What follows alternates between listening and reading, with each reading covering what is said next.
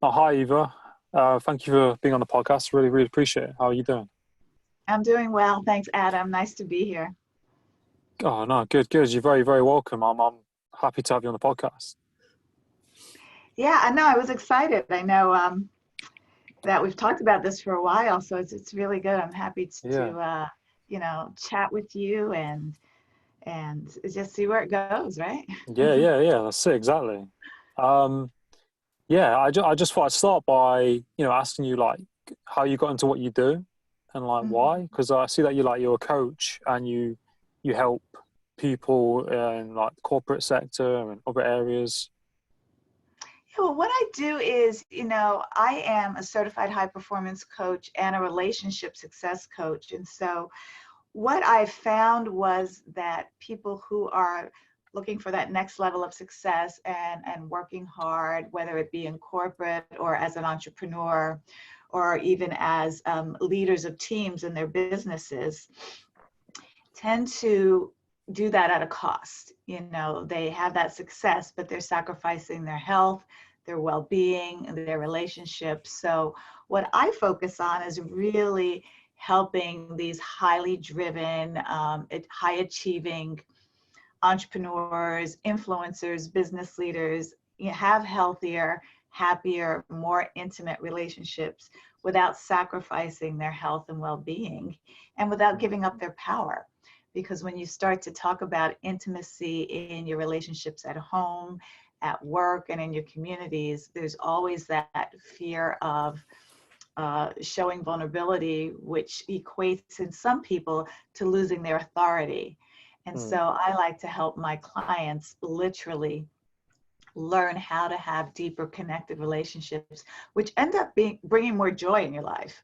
Most workaholics you find are not very happy unless maybe they're at a pub and they're drinking and they're finding some other way to just bring that happiness. But I'm talking about on a deeper level, which a lot of people seem to be afraid of or not have time for even. And also when we talk about high performance, we really talk about all the ways that you can achieve that next level of success in your personal and professional life. We mm, talk about clarity, we talk about courage, we talk about productivity, influence, and we really talk about health and energy as well. And we find that people don't have happy, healthy lives while they're mm, climbing up this corporate ladder or whatever, because they're mm. not taking care of themselves on all those other levels too. Mm, yeah, no, I completely agree. And I think like when people are in those corporate positions and they're like might be the CEO of a company and they've got lots of people to manage and look after, that they feel might feel stressed or burnt out, and they've got their life as well, and Yeah, I like mean, I hear what you're saying in that. And, if I can take a moment to just share with you, mm, how I was when I was yeah, starting my own business. I found myself not only starting my business, but a lot of people who start on the road to entrepreneurship are working their day job too, mm, and are with their families. And I was in that space when I got downsized in the last economic turndown that we had here in the States. And I remember doing everything. I was working my day job. I was in my spare time learning how to do real estate investing. So I was educating myself. I was making deals. I was marketing, all of that, and shopping and laundry and cooking and, just everything that mm, you do as you're building your business. And then I found myself in a state of being stressed out, burnt out, overwhelmed, cranky. It mm, just wasn't really a good energy to be around. And, there came a time where that was impacting my relationship with my husband. mm, I was always under that state of feeling stressed mm, and doing energy. I had to do. I had to get these, these marketing materials out. I had to make offers on houses. I had to do. And I really lost sight of who I was being while I was doing. And I remember one day going into the kitchen, my husband was out walking the dog, and I wanted to find a photo on his phone of one of the apartments we had just renovated. And I picked up his phone and I looked at it, and I saw all of these WhatsApp messages from another woman. And in that moment, I realized that he was having an affair. And the bottom literally just seemed to fall out of my life in that moment. And I realized I could lose everything that I was working for.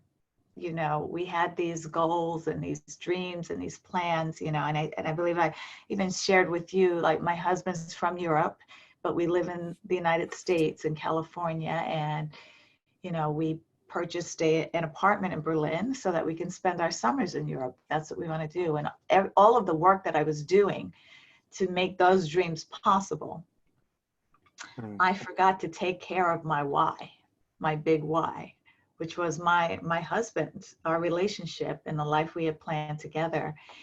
And not only did I realize that I could lose it all in that moment, but I also realized that I had to take responsibility for who I was being in the relationship.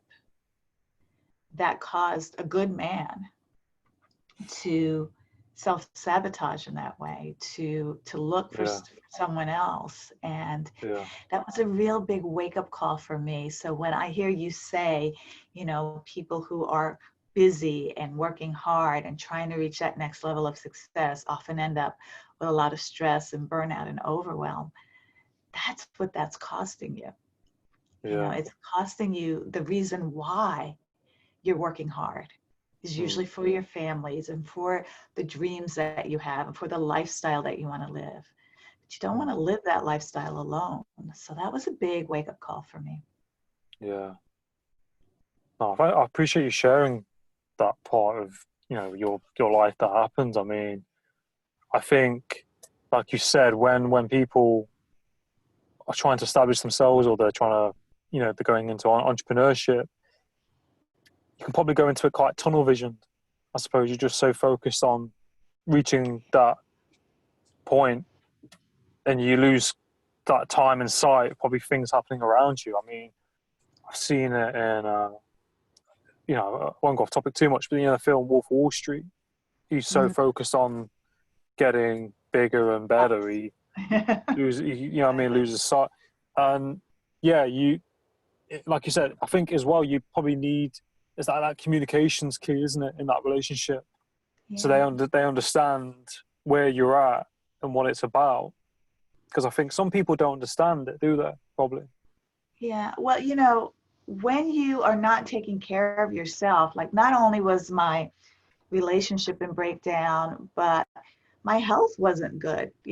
I was having all of these neck and back pains, and just from holding all of the stress in and not taking time out for self-care. And when you don't take care of yourself, it bleeds into every area of your life. You can't show up as your best self.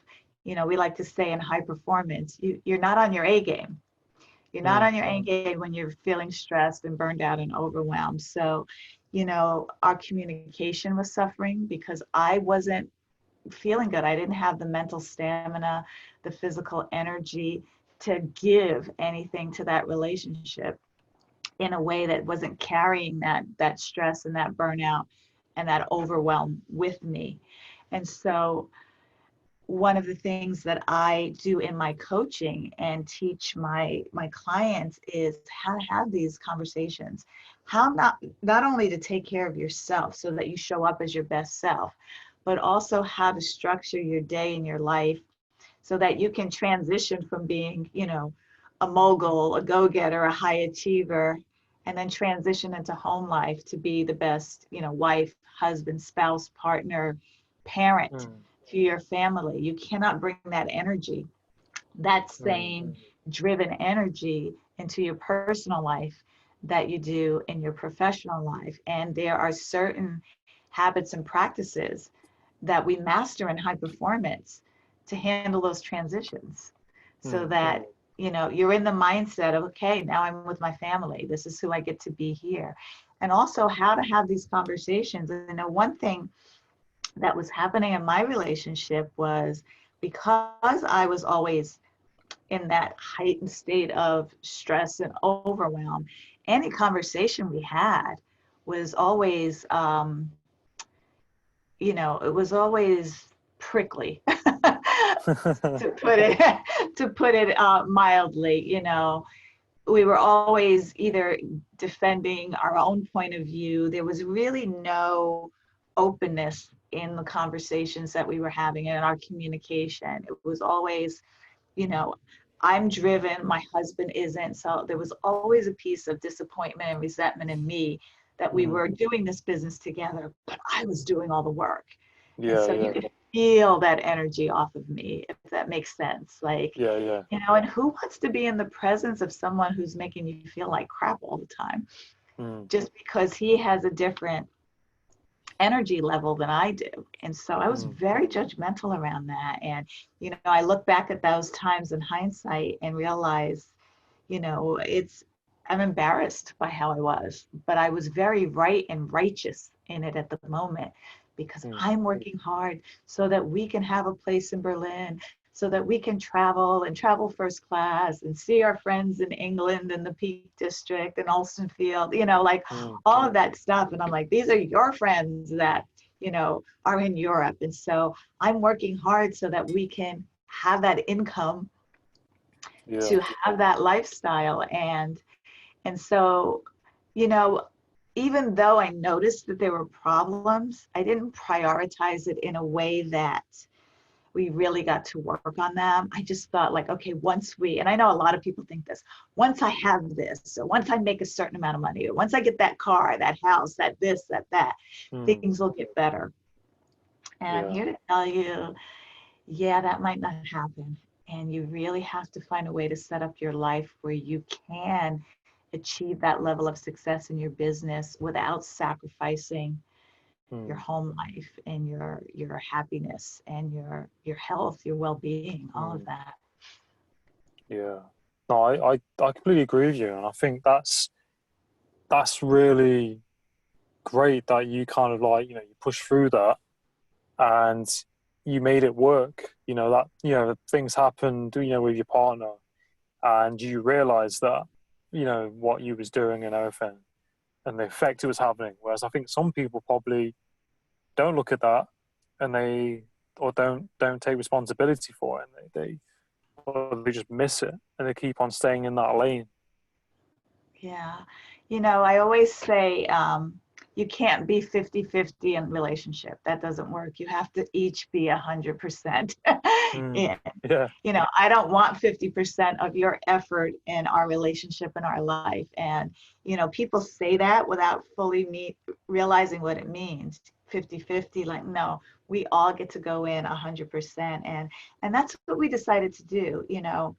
I realized that we had to confront the situation, what I found, and we talked about it. And in that moment, I didn't know what would happen. I didn't know if he would choose to go back to Europe and be with this woman, or if he would choose our life here, or if we had to set up our lives to have that breakdown lead to a break up, or have that breakdown lead to a breakthrough in our relationship. And so we made a commitment in that moment. When we talked about it, one thing we started learning about each other was what I call our relationship styles.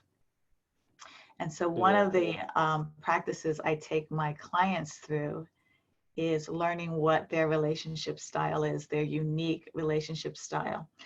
And I have an acronym for the word style of the five styles. You either are seek to please, you try to control, you yo-yo back and forth between passion and disappointment, you look to accept blame, or you're an evader. You evade emotions in yourself and in others.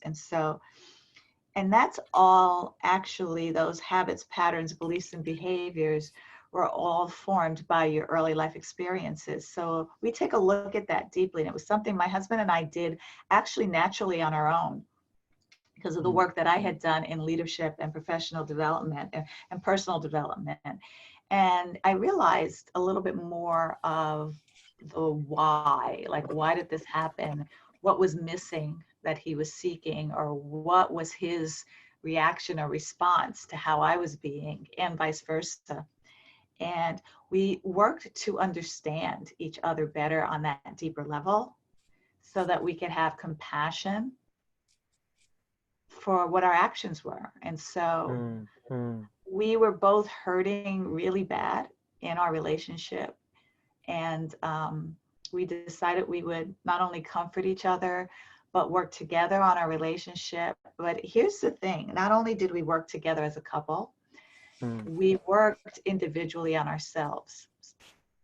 After working on ourselves as a couple, now who do we get to be? How do we get to be better people in our lives for each other, for ourselves, for our work, for our communities? And that was the key. We did the both and for us. And so we learned how to communicate. We learned how to listen to each other without defending, judging, or responding. We learned how to be open and honest in our communication. We learned how to really love what is and come to each other in ways that we weren't, a lot of disappointment happens with our expectations not being met. So when you learn to have these communications and conversations in a way that you don't have real expectations, that disappointment level is really lessened. And most of our response and reactions are when you don't respond to me the way I wanted you to, or the way I thought, or the way I expected you to. And which means that I have some judgment around that. And so learning how to really love and accept each other where they're at and give people space to grow. One of the things my husband said to me at that time was, I'm not as fast as you. I'm not as driven as you. I do things at a different pace. And, what I was doing in that relationship was expecting him to keep up with me and getting upset and frustrated when he couldn't. And so I get to honor his process and his pace and his space and make it safe for him to do things in his own timing. Doesn't mean that he's not all in. So there was just a lot of discovery in who we are as people that went deeper than our relationship had gone before. And so I like to say we got rid of our old relationship and built a new one based on our new way of being. Yeah, no, that's really really lovely to listen to what you were saying, and I can kind of relate to parts of what you said from things I've experienced in relationships, and like you said, it's not 50-50, it's 100% all in either side. Yeah. And you have to kind of go away and work on yourself to be a better version of yourself for that person to do the same, and then you kind of come together in the middle. And it's like it's not a one-way street, is it? That person's got to do the same work as what you're doing. Exactly. I hear you on that, because there was a time when, after we finished our couples therapy, that he thought, okay, we're good now, right? And I'm like, no. It was non-negotiable for me. Like, if I'm going to continue, I hired a coach to work with me on my way of being, how I was showing up, how I can be a better mom, wife, dog mom, entrepreneur, better with my clients and the people I serve. And it was just like, I'm not just going to work on myself and you just like, okay, I'm good. So that was a non-negotiable for me in the relationship, that we both had to work on ourselves individually. He was resistant at first, but he didn't choose coaching. He actually chose to work further in therapy on his own. Mm.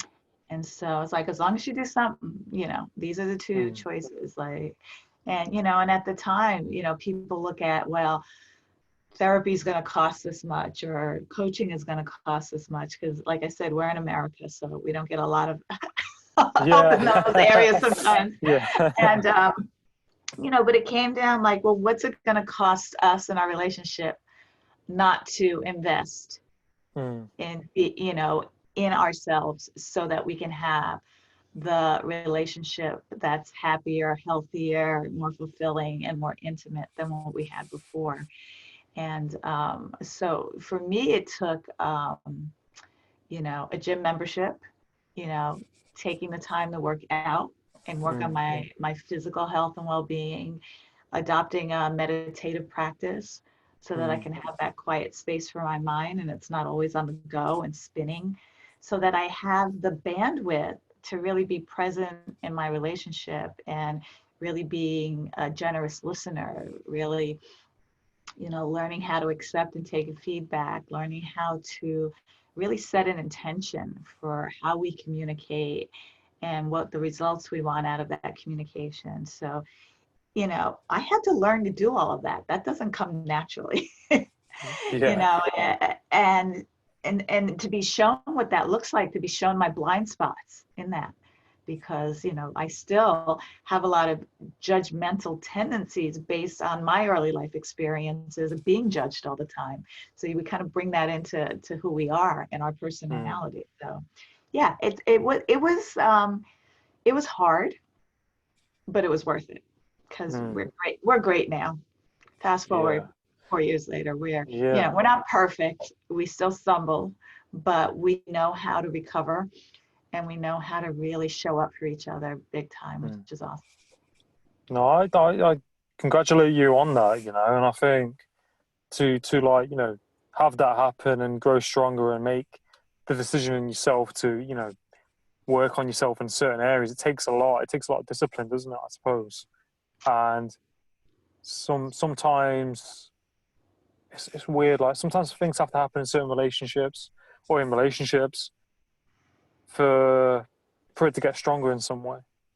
Yeah, I always say that my husband's cheating on me was the best thing that ever happened to our relationship, because of what we were able to build and create, not only as a couple, but we went into creating things on our own.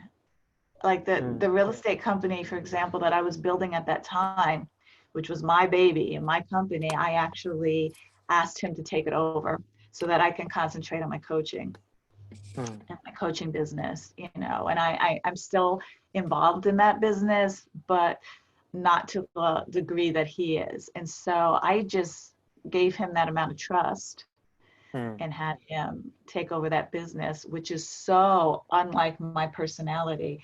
I am such a controller. I built this business, it's mine, like that kind of thing. And I was just like, okay, he and our relationship are more important to me than holding on to that control.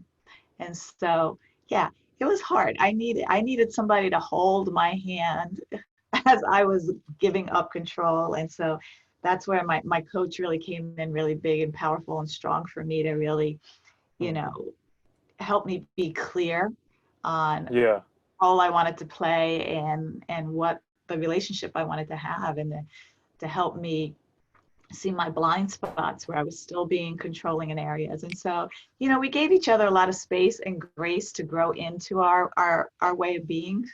And so that was important too. But I don't think I could have done it alone, for sure. No, I really need some support in that. Yeah. It's definitely like yin and yang, isn't it, in a relationship? Like, I mean, I've had relationships in the past, and it's that, communication is like key.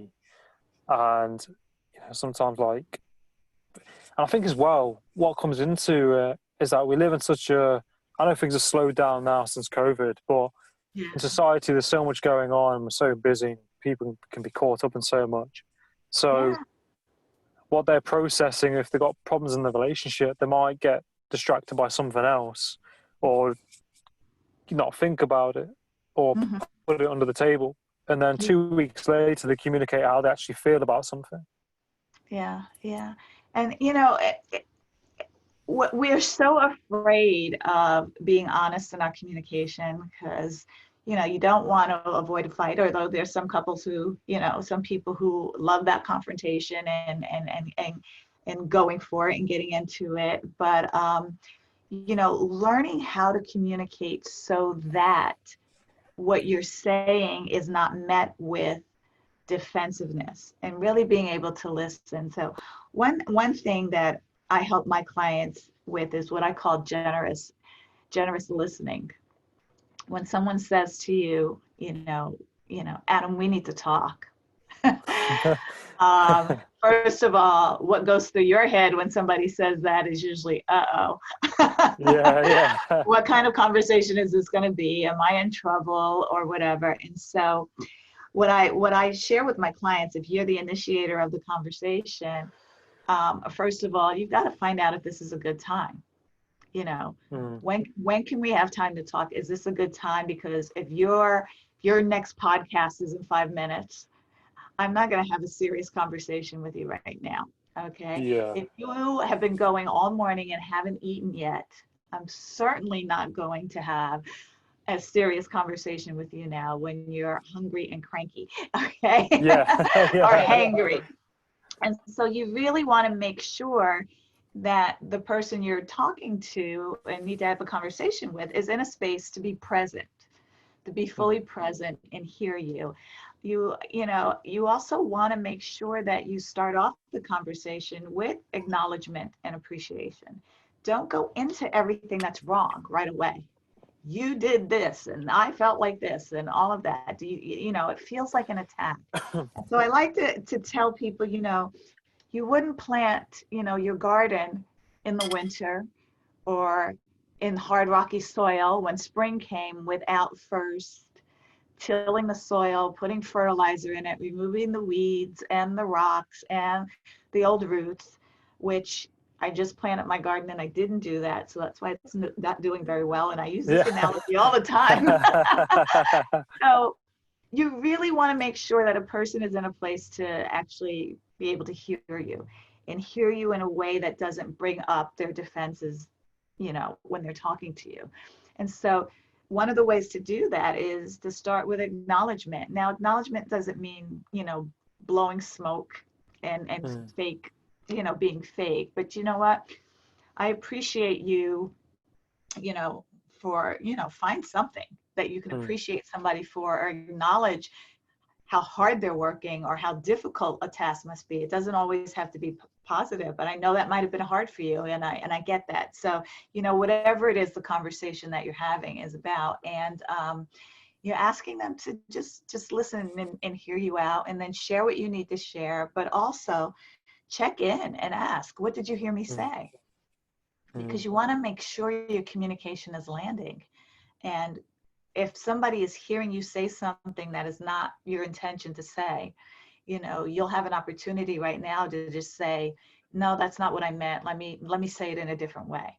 And you're just really checking in. And so it's important to just be in that state when you're having conversations and be responsible for setting an intention. What do you want to accomplish in this conversation? Do you want to make somebody feel bad, or do you want to, really come to a win-win conclusion or situation? So remember this, I'll leave you with this formula. S plus R equals R. The S is your situation. Plus R is either you react or you respond, equals the third R, which is your results. So if you're going to be a triggered reaction in that middle R, your result is going to be different. If you're going to respond responsively, you're going to have a different result. So that middle R is where you choose. You choose how to respond, or you can choose to react. Yeah, no, I agree. It's so powerful, what you just said. And I'm just thinking about past relationships I've had where I might have reacted, and like you said, reacting and responding are two different things. And to really listen to someone, what they're saying, And I said, you know, like you said, everyone has insecurities or emotions going off, and it's like noticing that, isn't it? And not trying to react to that thing. Yeah. And figure out what that feeling is that's causing you to be triggered or want to react. And that's why I really do the work on your relationship style first. Yeah. Because if you're a pleaser, chances are you may be saying things that are not fully honest in your communication because you don't want to make anybody feel bad. So you end up not having your needs met. I mean, there's so many different layers to this to be able to go into conversations fully and honestly. You know, I created a guidebook called 6 Powerful Ways of Being for that foster effective communication and connection in your relationships. And it goes through all 6. You've got to be, you know, the generous listening. You've got to, you know, be responsible in your response. You have to be able to take feedback. You've got to be able to be honest. So we go through all of that in the guidebook, and it's kind of the map that I created when I go into conversations where you really want to win the process of the conversation. And that always creates a win-win as a result, always. That's fantastic. So that guidebook you mentioned, is that like a printed, published guidebook you mean? Or it's something that you've It's a created? download. You can Nice. download it. Yeah. What's that If called you again, go sorry? to my website, evamedilek.com, and just put a /PWOB for Powerful Ways of Being. You can, you know, just enter your name and email, and then the download will be delivered right to your inbox. It's very easy to get. That's awesome. What a lovely thing to create for people, you know, to download and help them with their relationship and their lives. Yeah, no, it's great. It's a guidebook that I use quite frankly, because I know when a conversation goes wrong, it's just like, okay, what step did I miss? Yeah. And then I Yeah. realized a lot of times for me, I don't stop to check in because I talk a lot. Yeah, So yeah, I have yeah. to stop and check in and say, you know, does that make sense? What did you hear me say? And have somebody repeat back to me what they heard me say, because when I don't do that, that's when the miscommunication can just kind of spiral out of control. So Yeah. I use it myself, actually. Yeah. No, that's great. That's a really great thing to do. It's good that you know you got that self-awareness to, like, you know, reflect back and, like I said, take a step back and go through that. Yeah. I was gonna say, like, before we finish, I was thinking, I asked, like, do you have any favorite books at all? Is there any, like, favorite books that you have to read or anything you've been reading recently? You know, one of my absolute favorite books for everybody is a book called You Are a Badass by Jen Sincero. It's just, she really talks about coaching and high performance with a comedic twist around it that anybody can relate to. And I love it because it's just easy reading, but it also really makes you look at being responsible for the results in your life too. And of course, I love Brendon Burchard, who wrote the book High Performance Habits. And I read Mel Robbins has a great book called Take Control of Your Life.